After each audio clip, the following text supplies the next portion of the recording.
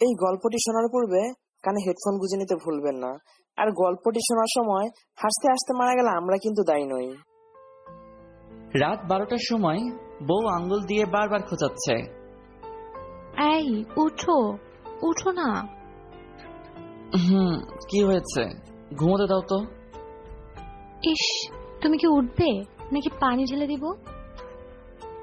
উঠলাম, এবার বলো। এই, আমার ওয়াশরুম পেয়েছে, চলো আমাকে ওয়াশরুমে নিয়ে চলো। গ্রামীণ বাংলায় কোনো ওয়াশরুম নেই, আছে শুধু পায়খানা। যাবে ওখানে? ওখানেই যাব। থাক, এখন যেতে হবে না, ঘুমাও, সকালে যেও। ইস, আমার এক্ষুনি যেতে হবে, অনেক চাপ। কোনটা পেয়েছে, ছোট না বড়? দুটোই। দূর বাবা, চলো তো। ঘুম ঘুম চোখ নিয়ে বউকে নিয়ে রওনা হলাম বাথরুমের দিকে। আমাদের গ্রামের বাড়িতে এখনো ইলেকট্রিসিটি আসেনি। অনেক আগে দরখাস্ত দিয়ে রেখেছি, কিন্তু কাজ হবে বলে মনে হচ্ছে না। মনে হয় টাকা খাওয়াতে হবে, কিন্তু বছরে 2-1 দিনের জন্য এসে এত কিছু কে করে?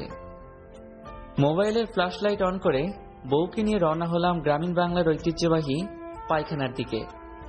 পায়খানার টিনের দরজা খুলে দিতেই বউ হুড়হুড় করে ঢুকে পড়ল। আরে আরে, সাবধানে যাও, পড়ে যাবে কিন্তু।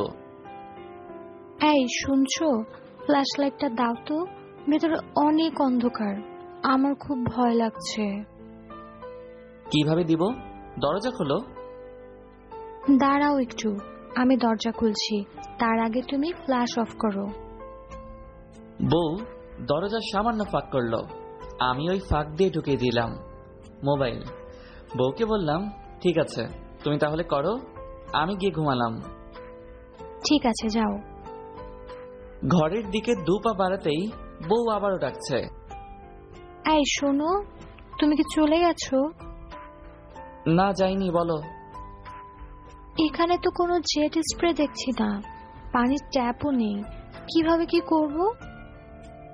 বদনা না বলে ঢুকেছো কেন? এটা কি ঢাকার লাক্সারি ওয়াশরুম পেয়েছো? এটা ল্যাট্রিন, এখানে ভেতরে কোনো জল থাকে না, জল ভরে নিয়ে যেতে হয়। তোমাকে কতবার নিষেধ করেছিলাম না আমার সাথে বাড়িতে যাওয়ার প্রয়োজন নেই, তুমি গ্রামে থাকতে পারবে না, তবু আসলে কেন আমার সাথে? তুমি কি এখন আমার সাথে ঝগড়া করবে নাকি বদনা ভরে দিবে? টয়লেটে বদনা নেই? হ্যাঁ আছে, কিন্তু তাতে 1 ফোঁটাও পানি নেই। আমি এখন কি করতে পারি? স্টুপিড, বদনা ভরে দাও। ঠিক আছে, দরজা ফাঁক করে বদনাটা বের করে দাও, ভরে দিচ্ছি। বদনা নিয়ে টিউবওয়েলের কাছে চলে গেলাম। টিউবওয়েলে চাপ দিতেই হ্যান্ডেল নেমে গেল। টিউবওয়েল লিক হয়ে গেছে।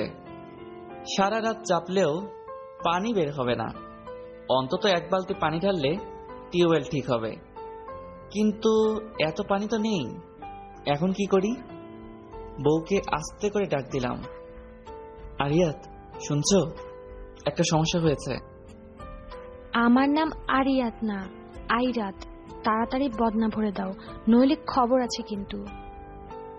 কিভাবে ভরবো? চাপ কলে পানি নেই, লিক হয়ে গেছে। আমি জানি না কিভাবে ভরবে। ও মা গো, এত মশা কেন ভেতরে? শুভ, আমাকে বাঁচাও প্লিজ। আচ্ছা আচ্ছা, ঠিক আছে, তুমি বসে থাকো, আমি বদনা ভরে আনছি, তুমি রেস্ট নাও। আমাদের বাড়ির পাশেই মজিদ চাচার বাড়ি। বেচারা এককালে উকিল ছিলেন, মুক্তিযুদ্ধও করেছেন। রাত 12টার সময় তার বাড়িতে বদনা ভরতে চলে গেলাম। টিউবওয়েলে চাপ দিতেই ক্যার ক্যার করে আওয়াজ করতে শুরু করলো। প্রকট আওয়াজে মজিদ চাচার ঘুম ভেঙে গেল। মজিদ চাচা ঘরের ভিতর থেকে জিজ্ঞেস করল,